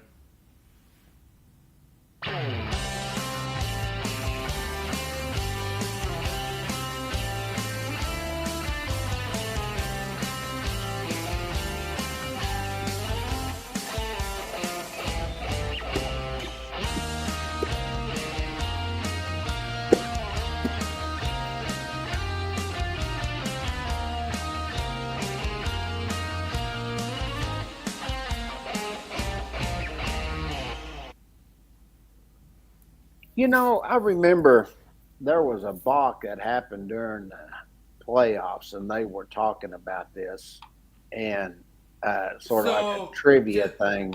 And just to clarify, basically the reason they start doing this is because it's like where a pitcher like makes a intentional move that he's gonna pitch, but then he doesn't. Yeah. That's basically what it is, you know. Well, I remember this, and I remember them talking about it, and Yeah, dude, Daniel, we need to make David Eaglehart our new bouncer, and he got rid of me like quick as heck. So yeah, we'll have to like knight you, David, or something as like our bouncer. yeah, we'll make him the bouncer. Well, I know 3 of those are not it, so it comes down to B and E. Seems like I've heard of Whitman before. Usually it's somebody that I wouldn't know in this case, but I know it ain't 3 I knew. I'm trying to remember All right. the name they used. So if you take B, you're gonna copy Daniel. That's what I was thinking of going with anyway. I'm gonna go with B. I think that's right. I noticed you guys are like a lot of copycats. I think it's B. It's been going not so well for you, but drum roll, boom! It is B. We got 2 correct answers tonight already. All right, so. cool. Awesome. Question number 2. Who is the only major league player to hit 2 grand slams in the same inning? Is it A, Babe Ruth? Is it B, Robin Ventura? Is it C, Alex Rodriguez? Is it D, Manny Ramirez? Or is it E, Fernando Tata Sr.? Tata Sr. Good luck, everyone.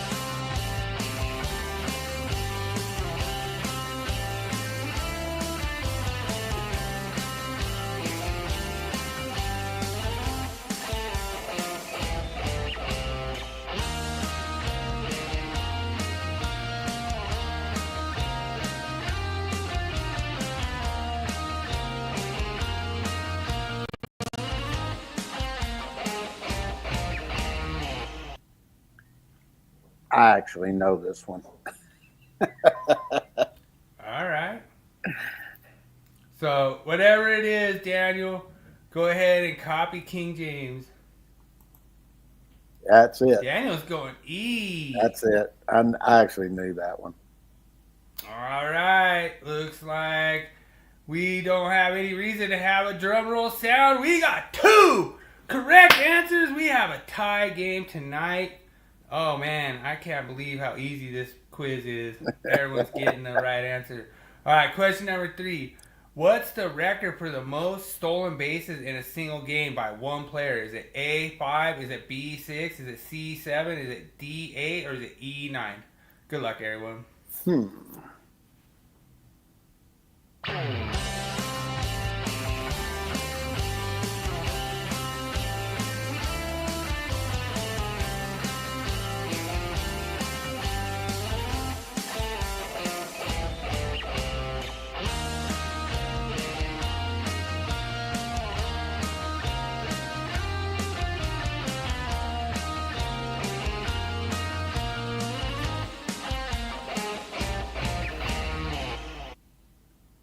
Okay, gonna do a process of elimination here. So if they I mean, got even it, 5, to me, 5 is a lot. if you batted 5 times and you got on 5 times, you would have to steal second and third every time. I don't believe that happened. Right. So let's see, if you did half, that's 2.5. So you had a few on there. So I'm gonna say it's around 5 or 6.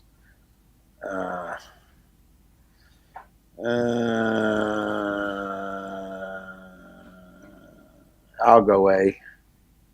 A. King James takes A. This is the first time that he has not copied Daniel. Daniel is saying C. Oh, Daniel, man. Oh, bro. Daniel is correct. It was 7, and it was like in the 1800s too when it happened. So like it happened twice in the 1800s. I don't know the exact years, the exact players, but it happened twice in like the 1890s or something. Like I was like, what? So that was crazy. had to go all the way back to the 1800s to stump King James tonight. So that means that if he went up batted 4 times, 3 times he stole second and third, and once he stole one other base. right. Yeah, you know. Like, I was doing process elimination because I was not sure. Nah, you were good. No, you got it. All right. So, which team once turned 2 triple plays in a single game? Was it A, the Minnesota Twins? Was it B, the New York Yankees? Was it C, the Chicago Cubs? Was it D, the Boston Red Sox? Or E, the Colorado Rockies? Good luck, everyone.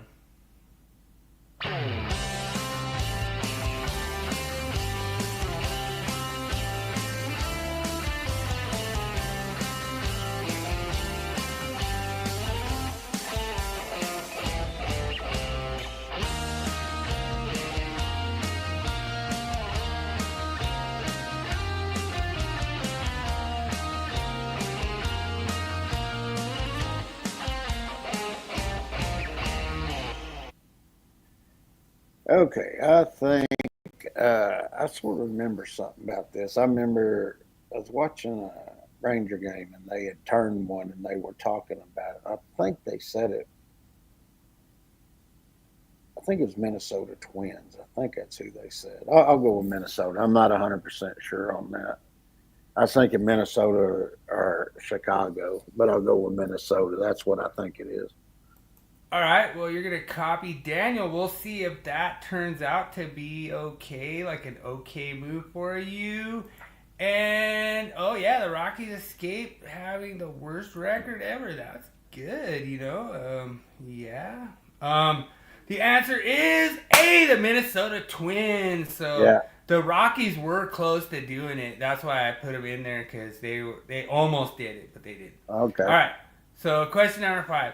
Who holds the record for the most consecutive games reaching base safely? So, A, Joe DiMaggio, B, Ted Williams, C, Pete Rose, D, Ricky Henderson, or E, Hank Aaron? Good luck, everyone.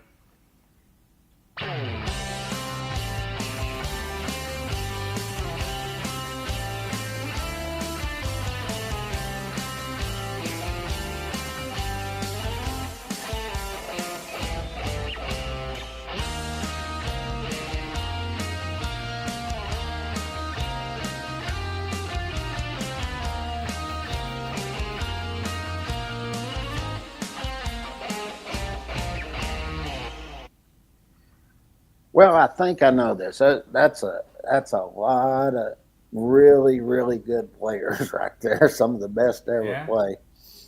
But the one I'm thinking of, and I think he still holds it. I don't think anybody ever beat it. I remember he's an older player, so that'll help anybody guessing here. But I think it's Ted Williams. All right, so you decide to copy Daniel tonight again. And you are correct. So far, Daniel has a 1-point lead. And we have a interesting tiebreaker tonight that I think you're going to like.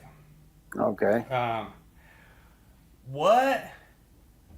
Who is the only Major League Baseball player to have an inside the park grand slam in a World Series game?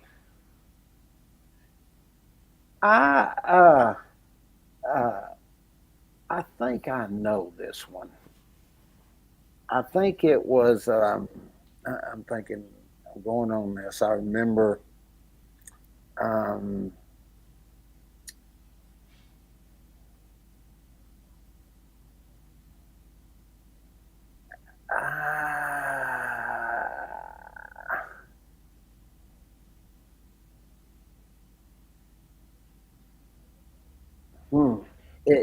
You're talking in the park, right? In the park, in the World Series. Okay. I think that was.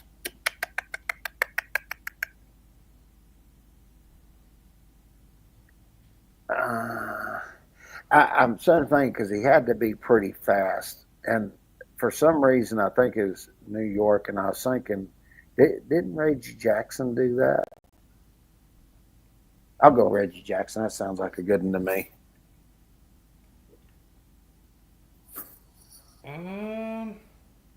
Let's see. I mean, it's weird because like they're telling me that no player has ever done that. In the World Series. So let's see. Daniel. Daniel's saying. Daniel said it never happened. He wins tonight. It never happened. So I didn't. I I don't didn't know. know. I don't know. Honestly, I mean, Daniel would have got the win even if you were right. But like, it's weird. It says the closest call was in the World Series 1929. Player named Mercedes Escobar. Hmm. So I was guess, thinking if it was done, it had to be somebody that was pretty damn fast. yeah. And I know he was fast. Yeah, So, it was the one that I was looking up was in like the 20s, but I don't know. I must have got some bad information from ChatGTP, so apologize. I wasn't even sure. I was just guessing. And the whole thing is never happened. Daniel gets the win. King James shuts up. He is not the champion this week, and so now Daniel, we be back for blood next week, and I will try to put something together where I have like a little bit better tiebreaker. My bad. I get 4 Appreciate or you guys 5 and putting I up with me still tonight. lose. Taking me for a minute. Are we going to tool review? Yeah, get that one out of the way.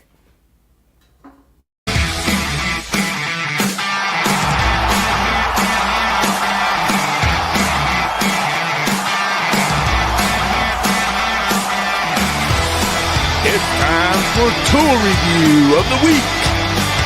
Sponsored by Electricians Only Tool Review and Nipex Tradesman.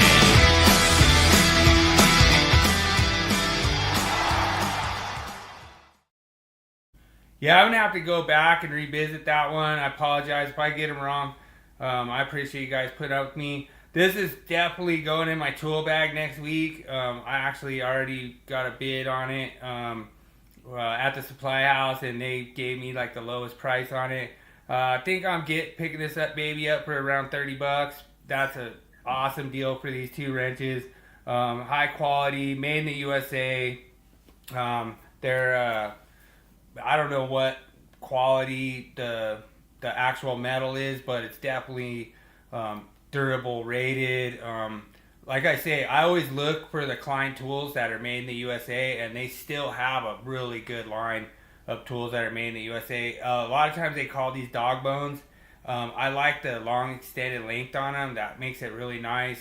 You could kind of get in there. And I used to have like kind of a smaller one, a cheaper model from a different brand, and they were just really hard to work with. I think I ended up losing it. I still think I have my metric one, but I don't have my standard one anymore. So I figured, you know what, this is a good thing for the tool pouch. You could pretty much put 2 wrenches in, and it does everything. I want to say it's from like 5/16 all the way up to like 5/8 or something like that. So, each side of it has a different size on it. So essentially here you have 8 sizes of SAE size bolts that you can do. And like I say, this is a really good Klein tool. I really like it, and it's going in my tool pouch. I recommend it to you, Daniel. I recommend it to John, but he's going to have to get his union contractor to buy it for him, because you're not allowed to have that in your tool pouch unless it's on the tool list. So sorry you guys in the union, but I wanted to do a cheers to Adam. Adam's the man. Appreciate you, Adam. He making the Willie Quiz possible. It was really awesome. Him, putting together just like a real time, video of me kind of just strutting around the stage, like before I went, live Ripping, here. showing all your muscles. Yeah, so it's kind of cool that he did that for me. But appreciate you, man. Pickle shot to you, Adam. All right. We got two more. Man versus machine. That's next. You're gonna love it. You're gonna love it. For years, man tried to create artificial intelligence. On this segment, we find out, is AI smarter than King James?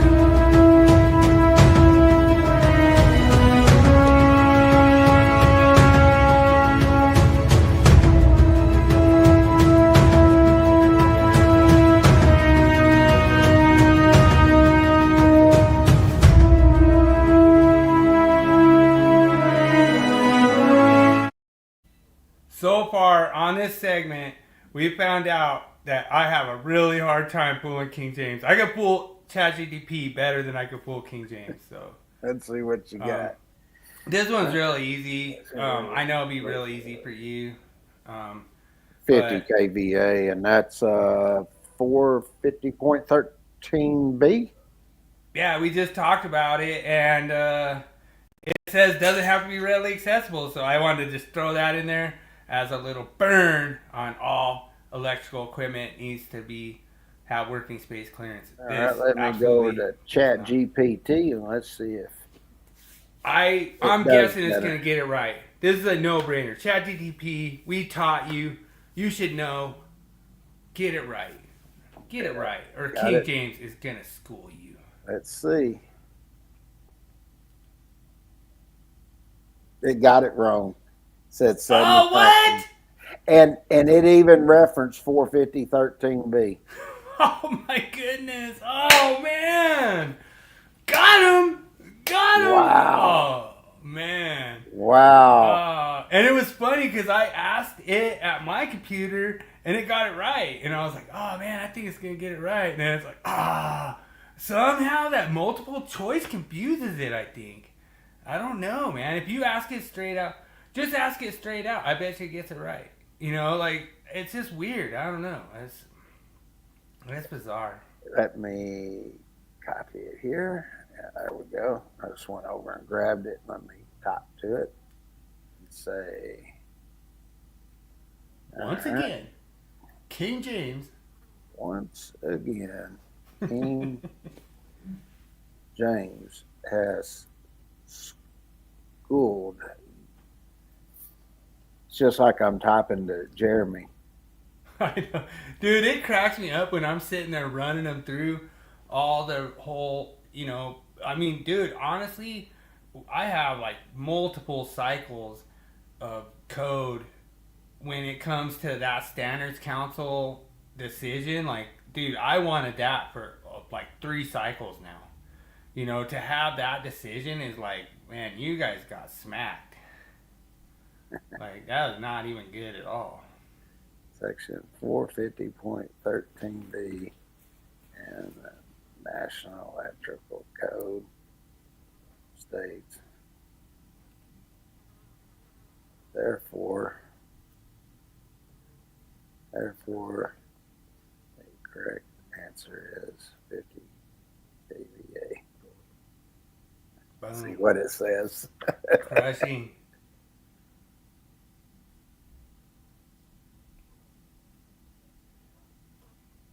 It's learning. It's not really getting into anything. It just says, yep, you're right again. Blah, blah, blah. Nice. It's not taking offense. That's what's so fun. Like, the whole reason I decided to do it was because, like, apprentices wanted to use it to, like, cheat on their homework. And I was like, all right. And what I try to do is I try to use, like, the 2023 and stuff. Mm-hmm. And who knows? Maybe in the 2020 it might have been 70 kVA, but that's what, or 75, whatever. But the whole thing is that I try to not only educate AI, but I try to like educate the apprentices at the same time. And like, it's so cool because I knew that would just be super easy for you, because we were talking about it. And I just wanted to kind of highlight that whole thing where they said, oh, this shall not be required to be readily accessible. Oh, well, how can you have working clearance if it's not readily accessible? Mm-hmm. That's the same thing as like saying, well, we have to have a working clearance on this disconnect that's 40 foot up in the air at Walmart. You know what I mean? Like, really? You gotta have working clearance up there, huh? So you can go up on a lift and have 3 foot and all, it's so ridiculous. Like, I don't understand how these people think they're getting taken seriously still. Just Well, crazy. We got Worm Brothers. What's up? Worm Hey, Brothers brother. in the house, man. Awesome, well, man. that's only because they're trying to push a narrative. Yeah. That's all it is. Yeah. They don't care if they're wrong or not. They're going to stick by their guns. Even it's spelled out in black and white. They're still going to disagree. Or they won't disagree. They'll ask another question on something else. So I know why Worm Brothers came by. Worm Brothers came by for the Wall of Shame segment. All right, let's kick it.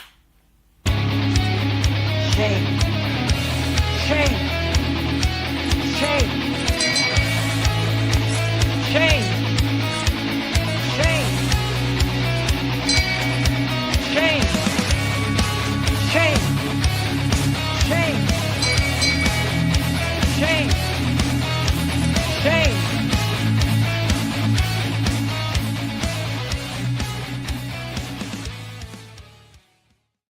Dude, right now Worm Brothers is going, shame, shame, shame. Shame. Let's see So what picture we got this week. Let's see what they got here. Code violation. What the hell? I knew you'd love that. That's that fancy pipe bending that them apprentices say they He can did do. that on purpose so he could put the surfer in there. I know, right? I told him the surfer was going the wrong direction on the wave. That is unbelievable. I've never seen that before. I'm actually not even mad. I'm not either. It's an impressive. It looks good. Worm's calling garbage on it. He's saying that's not. He's saying that's AI. He's saying that's Photoshop. Oh, is it? It could be. It could be. I don't know. It looks kind of real. Like it's got a shadow on there. Look kind of a real looking shadow. Like I don't know. That'd be kind of hard to do though. I like how it looks level. Like that could be what Worm's saying. It's cool looking. Yeah. Worm Bro's laughing at that. Yeah, it is funny. Like when I saw it, I was like, oh man, King James will love this. And like, what's so funny is anytime you put conduit up there, it doesn't matter. It could just be that straight 90. You'd be like, what's wrong with this? You know what I mean? But I guess they could have like AI'd, some like loop in there. I've actually heard people doing this before, but I don't know. Yeah, I think that's AI. Yeah, it's kind of suspect, I'm just gonna say, if that's real, that is real impressive conduit bending.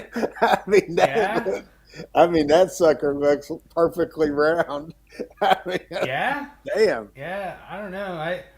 I think I could call BS on that one, but at the same time, like if they did do that, like that's impressive. Yeah, it really is. I'd be proud of that in my house. Like if I had that thing, if I was an inspector and I walked out and saw that, I'd have to pass it. Yeah, that's too. Yeah, you got wired to it. Did you have to use a fish tape? No, I just pushed it. All right, we'll give you bonus points on that one. But I don't know. I thought that was funny. I thought you'd like that one. Yeah, I like that one. That's one of the best ones that we've had in a while. Yeah. Well, we will continue to dig from our pile of degenerate electricians that are in the Electrical Wall of Shame group. Thank you guys so much for sending in your pictures. We appreciate it, and we will continue to post them and laugh at them, and maybe feature you in our podcast. And it's pretty awesome. I appreciate it. We're sitting there like probably almost 2 hours and 5 minutes, almost 2 hours and 6 minutes. I know. Tonight. I know you got to get. I bet you Dad's over there ready to. Yeah, he's already walked in there like 3 times to see him where we're at. I think he's getting hungry. So Yeah, well, just tell him, hey, blame Bill's apprentice. did I tell you he And had surgery? yeah, about the cancer thing. Yeah, in his skin there. They Yeah. cut down his eye and came down here. He had like probably 16 stitches that they did Wow. underneath, and then they pulled the skin up. I mean, it was popped up. He had bruises there. Now the bruises are finally going away. But Okay. we were coming back from New Orleans. We stopped at a Waffle House on the way home. It was like 2 in the morning. So we were coming home, and the guy, dad had taken the patch off, and the guy he was looked at him, and he goes, "That looks bad, doesn't it?" And he goes, Dad told me, he goes, "Can you believe my son hit me and caused that?" That guy looked at him, he looked at me, and I said, "Hey," I said, "if he's not going to do what he's told," I said, "he'll get it on the other eye too." And the guy just walked away. Like, Dad started laughing. That's funny. Well, make sure and tell Pops hello, the regular hello that you always tell him for me. I'll tell Appreciate him. it. Just double it up. Maybe give him a whole bouquet and like, hey, there's a whole bouquet of these, old man. But I appreciate it. Thank you guys for hanging out, and thanks so much for being appreciative. Hanging out with us and showing up, subscribing, liking. We got so many people in here tonight. I appreciate it. As always, remember, make every day an easy day. I'm out. And you got anything else, King James? Got nothing. I'm ready to go. All right.